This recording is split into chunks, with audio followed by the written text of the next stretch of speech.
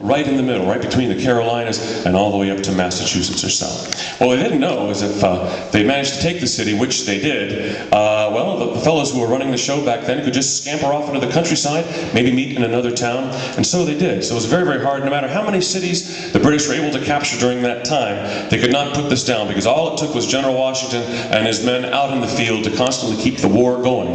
This song tells a story about one fellow who you might not have heard of before. He was a man who risked everything in order to warn General Washington and his men of the upcoming British invasion. He lived in my area of Pennsylvania, down in the Brandywine Valley area, and it's a song called The Blacksmith of the Brandywine.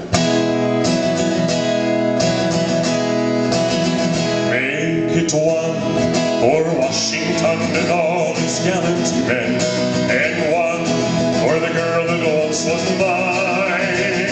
Make one for the darling boy I'll never see again, and don't forget the blacksmith of Brandywine. There lived a man in Chestertown. As we went down to Brandywine, it was a sight to see.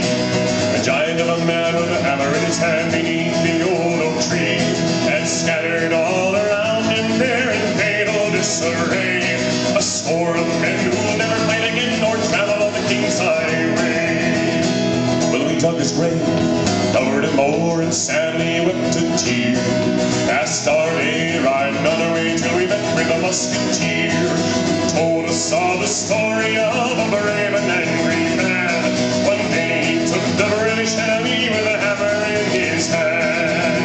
Make it one for Washington and all his gallant men, and one for the girl that once was mine. Make it one for the darling boy I'll never see again, and don't forget the blacksmith of Brandywine.